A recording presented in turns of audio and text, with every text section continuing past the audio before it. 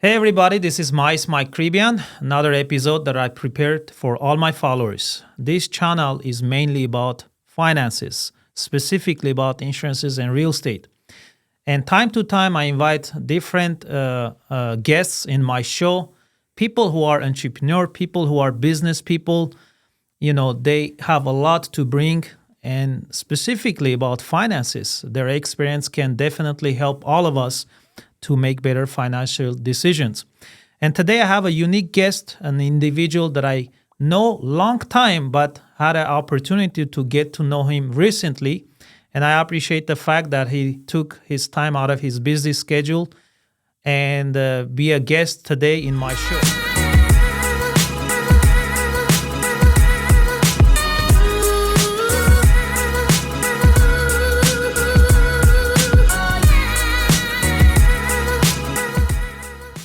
And this individual has a lot of background when it comes to real estate, specifically when it comes to ADUs. And everything else he'll mention when we go over the show conversation. So I'm honored to introduce my guest today, Jack Topalian. Jack, how are you today? I'm good, Mais, and thanks for having me. I appreciate it. I appreciate you for being here today, and I know how busy you are, and I know we're going to cover a lot of good things, and I'm looking forward for a great conversation. I'm here for it. I always love great conversation. Yeah. Your background, as much as I, study about you, you have a couple of great things going on, but mainly you're into real estate for over 2 decades now. A little over 3 decades. Actually, 3 decades. Wow. Actually, I got my real estate license in 1992, so I think it's going on like 33 years. 33 years. So it's been a while. Yeah. And, it's something I've always loved and enjoyed, and real estate is for everyone. Yeah. And not a lot of Armenians have that long term into any career, and I think that talks about one of the qualities that you have. So tell me a little bit how you started real estate. What happened? What was your triggering point, I guess? My dad was a contractor, so I grew up in the construction trades. Okay. And then later on after college, I wanted to start buying homes. Yeah. So I figured, hey, we fix them. Why don't we end up buying them as well? So I ended up getting my real estate license. This is back in what year? This is in the early 90s. 90s. When I got my license, it was in 92. But I started getting into the flip business, if you will, renovation and flipping properties and so forth in the late 80s and early 90s. So I decided to get my real estate license so I could find some pretty good deals, also represent myself, save myself some money. And then eventually it became more of a business. I started helping other people in that line too. That's nice of you. Now, what year you came to United States? 1977. No way. Yeah, I was a kid. Did you go back? I've been back several times, yeah. You've been back. Yeah. When we came, we immigrated to the Bay Area, San Francisco. I see. So I grew up in the Bay Area in San Francisco, and then in 2010, my family and we moved to Los Angeles. Got it. But I've been coming to LA all my life. So. Now, Jack, I know since COVID, there's a lot of things changed in real estate. I think COVID, it's a event that even the interest rates going up against opposite of real estate pricing, even that changed. What was your experience after COVID when it comes to real estate? What you learned or what changed in your practice? Well, I learned that people started refinancing like crazy because they could lock in 2.5% to 3%, which is something we've never seen, and I don't know if we're ever going to see again. Yeah. But one of the advantages to that I saw in the real estate, unlike in 2008, 9, when we had that big crash. I remember that. Yeah. The crash really hasn't happened, and I don't think it's ever going to happen because a lot of people are carrying equity in their properties. Yes. And because they're locked into a lower rate, they could afford the monthly payments. Yeah. So they basically are riding out this wave. So if they don't have to sell, they don't sell. And those who are buying are usually going to end up buying something at a higher interest rates these days. But there's still plenty of activity out there. Oh, yeah. Now, real estate has different, I guess, angles or divisions that you can go deep into. Why did you choose ADU? and you specialize on that. What happened there? Well, because of my background in construction, I was always every property. Let me just start there. Every property that I've ever bought from my own self, like my first house and my second house and so forth, I've always looked at properties that I can fix up. I see. I like a particular neighborhood, but then I'm looking for the house that needs work, because then I could make it my own. Got it. Because I know what I'm doing, I have my own ideas and so forth. So I brought that experience to my clients, and when my clients were looking, for example, particular homes that were already fixed up, I see. they're always going to get top dollar. Some of them were saying, hey, we don't know if we can afford that. So we started looking at some other things, but they're like, well, okay, but it needs a new kitchen, it needs a new bathroom, or, we need to build an ADU in the back. Yeah. Who's going to do it? And that's kind of when I started transitioning into that, to started helping my clients. And eventually, after 2020, the ADU rules changed, and it made it easier for everybody to be able to build ADUs. That's when you went even deeper, huh? I went even deeper. Yeah, exactly. I mean, and then people started showing interest. People started contacting me. I ended up building my own ADU. So, it's like I can show people, look, I've built one myself. You know that old saying, I'm not just the owner of the company. I'm also a client kind of a thing. Yeah. So it was one of those things. Got it. Now, Jack, most of your ADUs are in California. You're focusing in California? All of the ADUs that I'm doing currently are not just California, but mostly Los Angeles. Los Angeles County. Primarily Los Angeles. Got it. Now, I want to kind of switch gears and talk about a little bit the other background you came, which is acting. Is acting helping you being a better businessman, or does it help you overall? Well, acting is something that I kind of didn't plan out when I was in my early years. It just kind of happened later on in my 40s, and I love it very much. You're good at it. I saw a lot of your... I appreciate that. Not only, stuff that you played in the Armenian community, but internationally. I saw some of the clips. Well, you're very good. Thank you. Especially with the heavy accent you're playing. Those roles are amazing. So. I seem to have a knack for accents, and I like doing it because I like studying people. But acting is something I just kind of went into in the 2012, 2010, something like that. And so I primarily do television and movies. You people can see me like whatever, HBO, Showtime, CBS. So I've done a lot of things. Sometimes people recognize me, but they just don't know from where. And they'll go, we know each other. And sometimes it turns out that later they might have seen me on television. So it's something I enjoy a lot. And it's something that I do, whatever I do. I go and I film for a few days, few weeks, whatever. And then I'm back, and then I have free time. And I'm back to doing what I love doing, which is focusing on my ADU business. Nice. Okay, Jack. So I love asking different kind of questions to the guests that I have. And you being a great example of personal success, business success. And the reason I ask this kind of question is for our audience to learn not only about life, but in business in general. So whatever age you are today, if you go back and you give advice to yourself, when you were 20, what would you say? Well, one of the first things I would say is don't spend silly money. And it's easy to say than to do. Obviously, it's part of growing up. Especially when you make money at a young age, you want to buy toys and things, which is okay. There's nothing wrong with that. Yeah. But I think sometimes we get a little overzealous. Okay.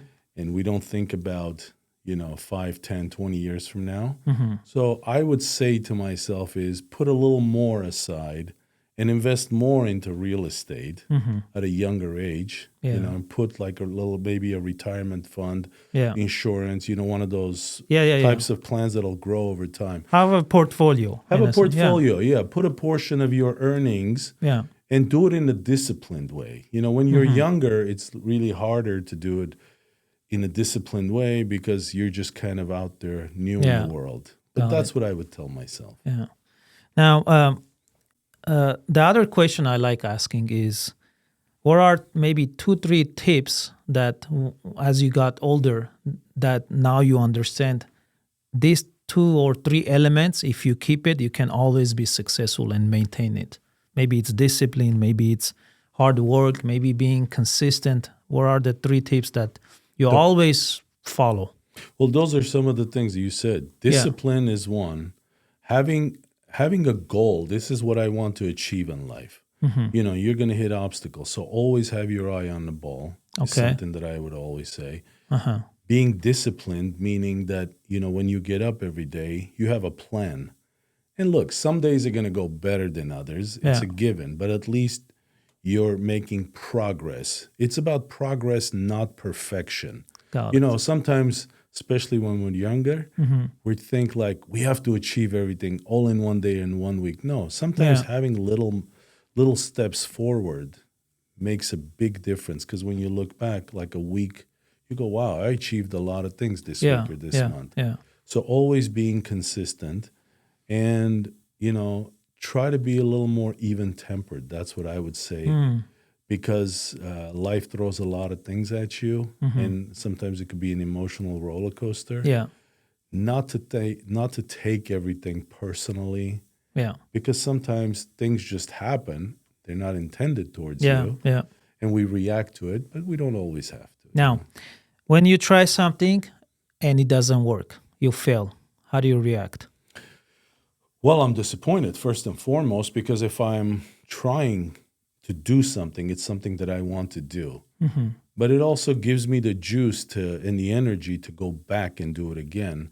Because if it's something that I really want to achieve, there's nothing that's going to stop me. The only person that could stop me is the person in the mirror. You know why, Jack, I'm asking? Because, you know, I see a lot of people, they have the potential to grow in their life, succeed.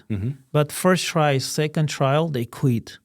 And that's really, you know, I guess people are afraid of failing and quitting, but it's okay. That's part of becoming successful. I know, but unfortunately, we live in a social media age, and people are looking for quick fixes, and they're looking for quick solutions. There is no quick solution. You know, like going back to what I do, construction, for example, building an ADU. It takes time. You got to draw the plans. You got to set the foundation. You got to put the roof on. You know, when you put a plant and you water it, it takes time for it to grow. The issue is, in this day and age, you know, I'm not going to say everyone, but a lot of the younger people are caught up in, they want immediate results.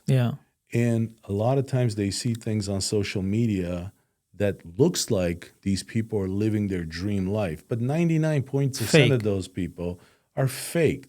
They go somewhere, they make a few videos, and they blow it out to the world.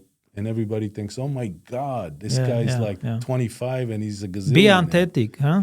Be original. I think it's, you know, it comes back to what I was saying. You have to want something in life. What is that? You know, everybody's got their own, you know, choice, if you will. Somebody wants to, you know, buy a big house. Somebody wants to travel. Somebody wants to be a CEO of a company. Whatever that is, you know, and focus on it. And along the way, things are going to happen. But as long as you keep your eye on the ball, I think you can achieve it. That's the way I think it. So.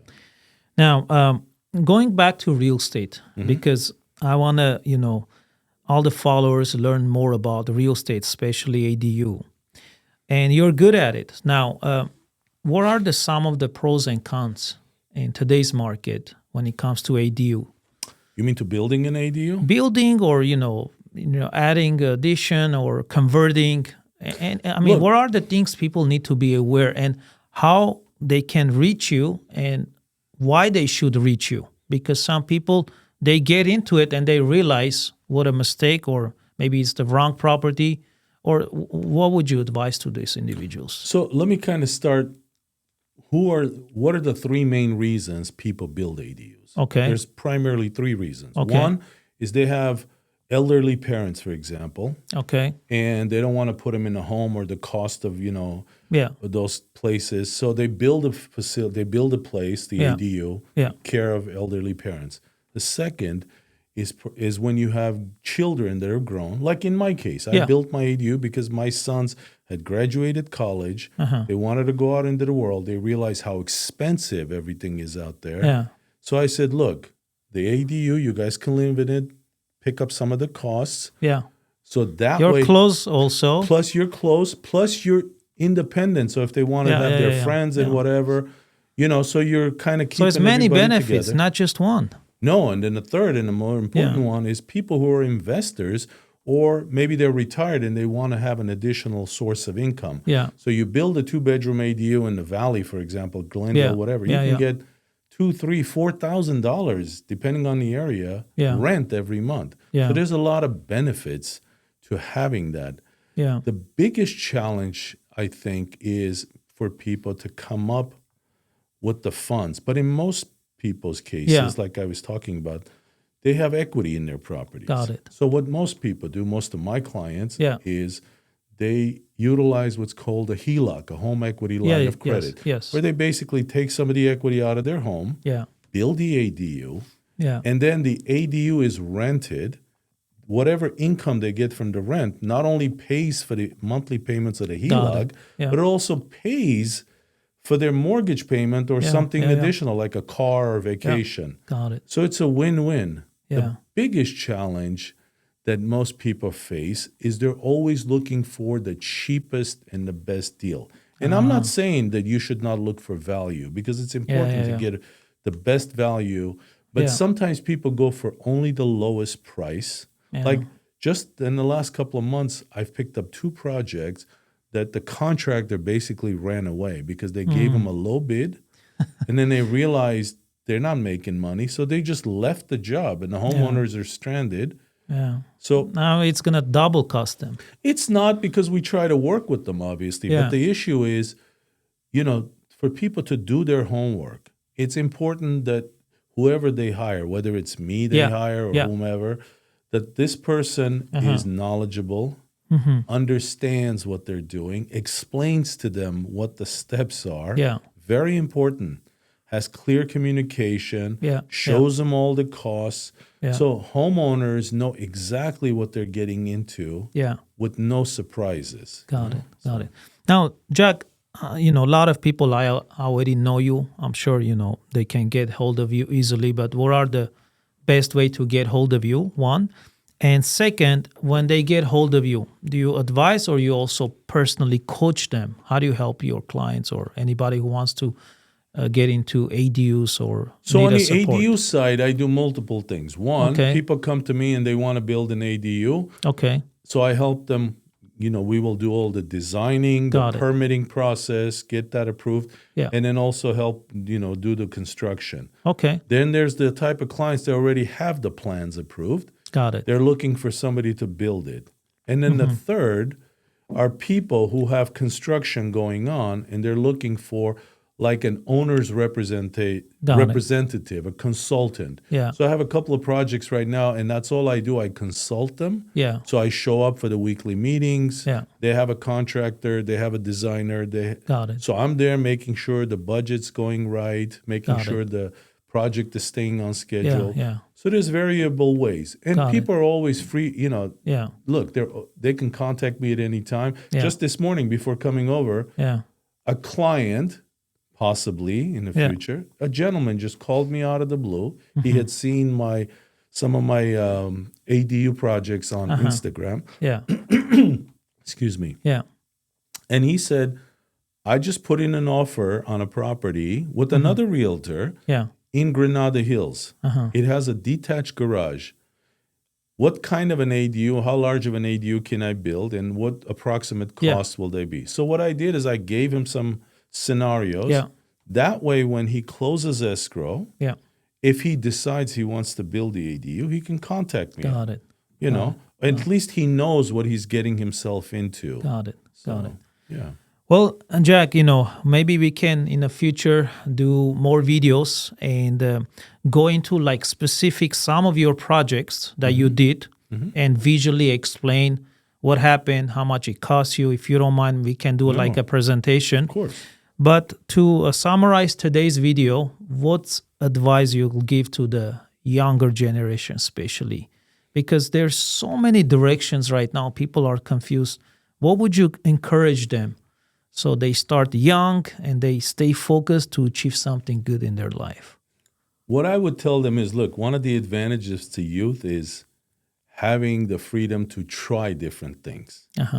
But with that in mind, once you find one or two things that you really like or gravitate towards, focus your energy on it and put your time and effort into it. Still have fun, but give it the time and the discipline to achieve those goals. And don't give up so fast just because sometimes, you tried for a week or a month, it doesn't go your way, you want to change it. No, stay with it.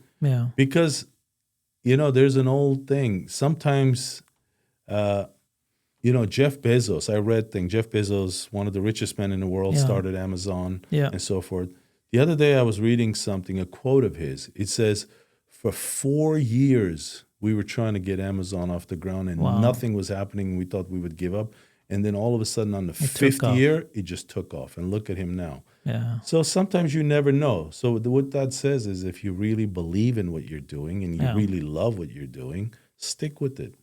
When you were answering my question, another question popped up I really want to ask. Do you still read, and why do you read? I read every day. I read every day, whether I go to the gym. I read a lot of ebooks because I'm always on the go. So in the car or in the gym or wherever, I read every day because, first of all, reading is good. I'm learning. It's knowledge that I'm consuming.